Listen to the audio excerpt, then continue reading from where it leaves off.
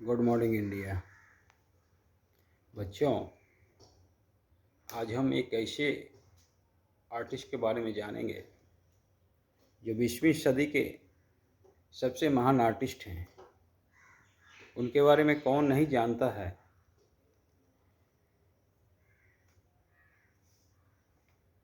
उनके बारे में पूरा वर्ल्ड जानता है।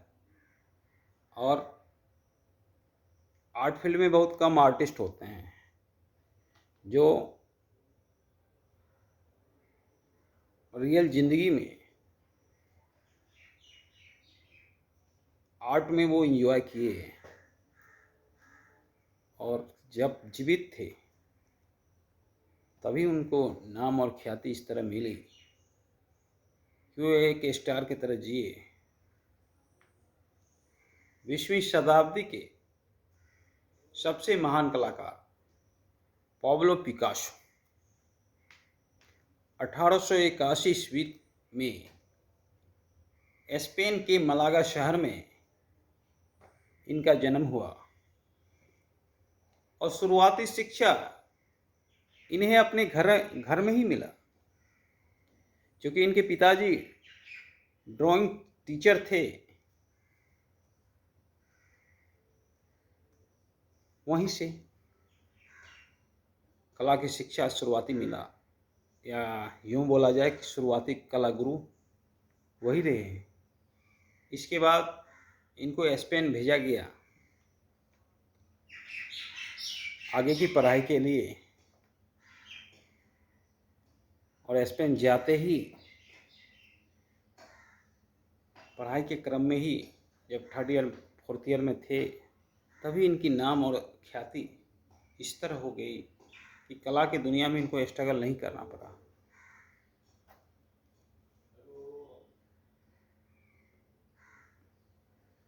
और इन्होंने मॉडर्न आर्ट की शुरुआत की। जब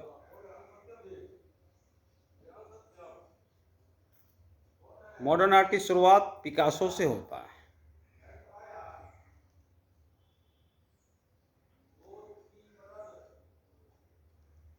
मतलब एक नया चीज इन्होंने आर्ट की दुनिया में दिया, और मॉडर्न आर्ट की ही शुरुआत नहीं की। इन्होंने उसके साथ साथ क्यूरिजम घनवाद का शुरुआत की, और बीच बीच में ये ट्राई करते रहते थे कोई चीज़ नया करने का। 2-3 साल इन्होंने नीला पीरियड में काम किया, जिसमें सिर्फ नीले कलर से पेंटिंग बनाए।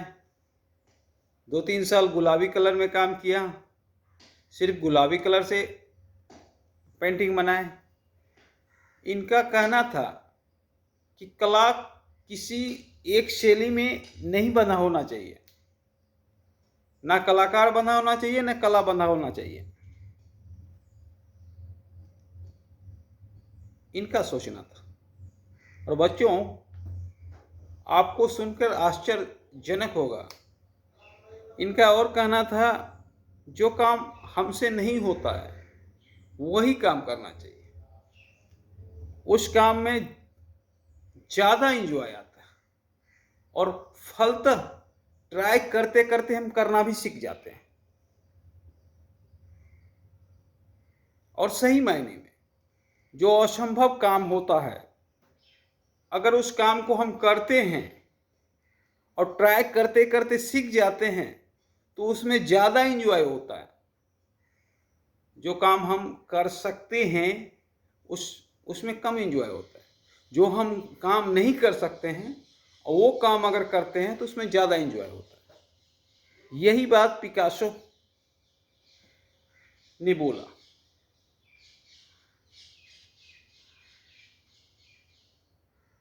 और वैसे तो पिकासो के संदर्भ में बहुत सी बातें होती है। पिकासो कहीं जा रहा था, एक लड़की आई, उसने पिकासो को पहचान लिया। बहुत जिद करने के बाद बोला एक चित्र बना दीजिए मेरे रुमाल पे। बहुत जिद करने के बाद पिकासो ने बनाया और बोला ये कई $1,000 का पेंटिंग है। तो वो बहुत झुझलाई लड़की और वहाँ से वो चले गई। दूसरे दिन जब मार्केट में उस ड्राइंग का रेट पूछने गई गैलरी में, तो जो पिकासो ने रेट बताया था उससे भी ज़्यादा। तब वो लड़की फिर आई, बोली सर हमको पेंटिंग सिखा दीजिए। आपने 10 मिनट में वो चीज़ बनाई, कम से कम हम 10 घंटे में भी बनाकर $10,000 में ना सही $1,000 में ही अगर बेच सके तो मेरे लिए अति उत्तम होगा। पिकासो ने बोला कि इस चीज़ को बनाने में हमने 30 साल गंवाया है। ये 1 मिनट की तपस्या नहीं है। ये जो आप देख रहे हो कि 10 मिनट में हम ड्रॉ कर देते हैं, तो इसके पीछे 30 साल की तपस्या है। अगर आप सीखना चाहते हो सीखो, 30 साल तपस्या करो, उसके बाद हो सकता है कि आपका भी ड्राइंग उतना में बिके। लड़की फिर उनकी बात सुन के अवाक रह गई। और सही मायने में बच्चों, अगर हम एक रेखा खींचते हैं तो ये रेखा पल भर में आपको नजर आता है, लेकिन इस रेखा को खींचने के पीछे हमने कितने वर्ष, कितने समय दिए, ये आपने नहीं देखा। आप जानते हो कि पल भर में एक फूल बन जाती है, पल भर में एक लेडीज बन जाती है, पल भर में कुछ ड्राइंग बन जाता है, लेकिन इसके पीछे हमने कितना तपस्या किया ये कोई नहीं देखता है। तो जस्ट पिकासो का यही कहना था कि हमने 30 साल इसके पीछे तपस्या किया, जो आज कई $1,000 में आपका है। पिकासो बहुत भावुक कलाकार था।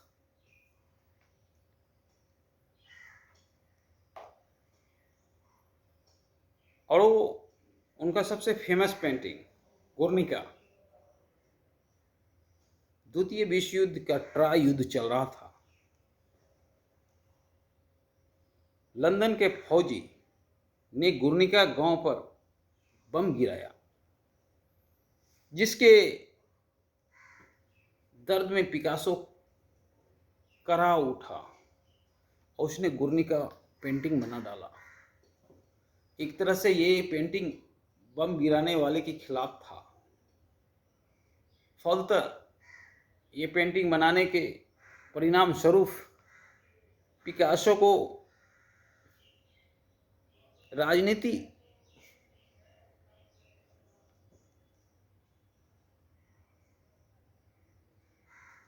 का शिकार भी होना पड़ा और उसे भी झेलना पड़ा। कहा यह भी जाता है कि पिकासो को उस दरमियान स्पेन से निकाला गया था गुर्निका बनाने के कारण। गुर्निका पेंटिंग 30 बाय 10 फीट है। ये पेंटिंग पिकासो और पिकासो की एक हेल्पर थी, फोटोग्राफर, महिला फोटोग्राफर, दोनों ने मिलकर बनाई थी। पिकासो का हेल्पर थी, बाद में पिकासो ने उनसे शादी कर ली थी। तो पिकासो बहुत बिंदास आर्टिस्ट थे।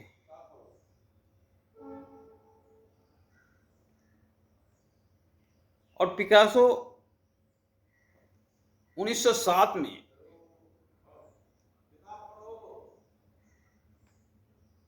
घनबाद का पहला पेंटिंग अभिमन्यु की स्त्रियां, जिसमें 3 स्त्री बनाए गए, पिकासो ने बनाया। और पिकासो ने नामकरण नहीं किया।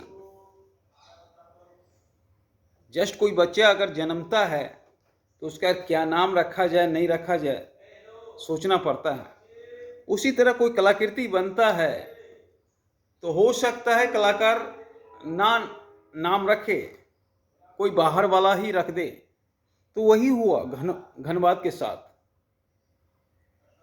पिकासो ने अभिमन्यु की स्त्रियां की पेंटिंग की एग्जीबिशन में रखा था।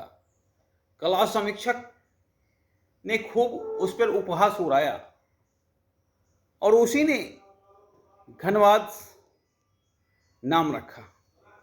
जैसे प्रभाववादियों ने प्रभाववाद नाम नहीं दिया था,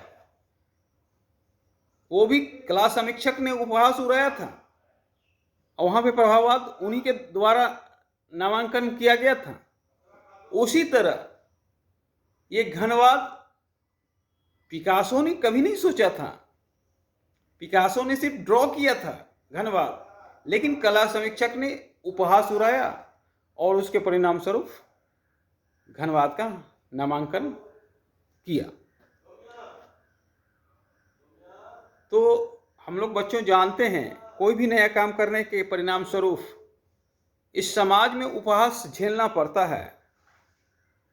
पहले भी झेलना पड़ता था और आज भी झेलना पड़ता है। इसलिए बच्चों, हम लोग बोलते हैं किसी पे हंसना नहीं चाहिए, क्योंकि जब हम हंसते हैं किसी पे तो हो सकता है कोई ना कोई वो नया काम किया हो, जो काम हम नहीं कर सकते, जो काम लीक से हटकर हो, और हो सकता है वो काम आगे उसको सफलता दिलाए। और वही होता है, हम जिस भी आदमी पर हंसते हैं वो आदमी काफी सक्सेस करता है। हमारे कॉलेज में सबसे बड़ा आर्टिस्ट अभी तक का सबसे बड़ा आर्टिस्ट बिहार का ही नहीं, इंडिया का सुबोध गुप्ता। लेकिन कॉलेज के दरमियान उनके बैचमेट, उनके सहपाठी, उनके गुरुदेव उनका खूब हंसी मजाक उड़ाया करते थे, क्योंकि वो कुछ नया कर रहे थे। तो नया करने वाले को झेलना पड़ता है, चाहे पिकासो हो, चाहे प्रभाववादी हो, सब पर समाज हंसा है। और जिस पर समाज हंसता है वही इतिहास रचता है। तो इसलिए बच्चों, अगर आप पर कोई हंस रहा है तो आप उसे पॉजिटिव में ले सकते हो, सोच सकते हो कि हम में कुछ है, तो इस तरह कर सकते हो और इसी तरह आपको करना है। पिकासो बहुत महान कलाकार था, बहुत सारा स्कल्पचर भी बनाया। एक बार एक पिकासो का दोस्त पिकासो के पास आया और काफी तंगी में था उसका दोस्त। पिकासो से कुछ हेल्प लेने आया। पिकासो के पास उस समय कैश मनी नहीं होगा। पिकासो को अपना दर्द सुनाया। पिकासो ने बोला, दोस्त, वो तार जो पड़ा है कोने में उसको ले आओ। दोस्त अचंभित हो गया। फिर चूंकि पिकासो बोला था इसलिए वो तार को ले आया। पिकासो ने आधे घंटे में उस तार को तोड़ मरोड़ के कलाकृति के रूप में प्रेजेंट किया और बोला पिकासो कि जाओ इसे फलना आर्ट गैलरी में दे देना, आपको जरूरत से ज्यादा रकम प्राप्त हो जाएगा। और उसका दोस्त लेके चला गया वो कलाकृति और उसको कई $1000 उससे प्राप्त हुआ, जिससे उसका आर्थिक हेल्प हो गया। तो पिकासो इस तरह थे। और पिकासो बहुत बिंदास आर्टिस्ट थे। ना उनका विचारधारा बंधा था, ना वो बंधे थे। फ्रीडम वाले आर्टिस्ट थे, खुले विचारधारे वाले आर्टिस्ट थे। और उनका जीने का स्टाइल भी वही था। लगभग पिकासो ने 7 शादियां की और कई गर्लफ्रेंड भी रहे होंगे। तो पिकासो बहुत बड़ा हस्ती था बच्चों। 20वीं सदी के सबसे महान कलाकार में से एक थे। आज पिकासो की कोई पेंटिंग कोई खरीद नहीं सकता है, क्योंकि कोई पेंटिंग बिक ही नहीं सकता है। कहीं किसी के पास अगर कलेक्शन है तो करोड़ों डॉलर का है, करोड़ों हजार डॉलर का। तो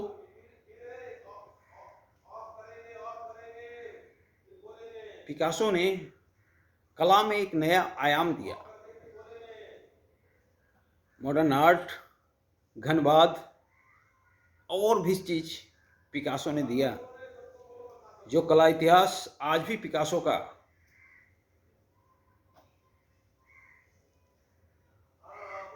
उसी तरह से सम्मान करता है जिस तरह से पहले करता था।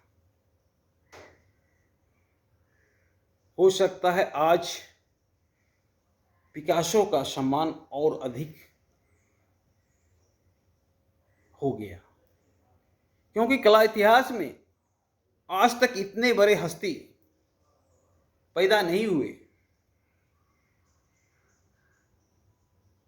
तो बच्चों,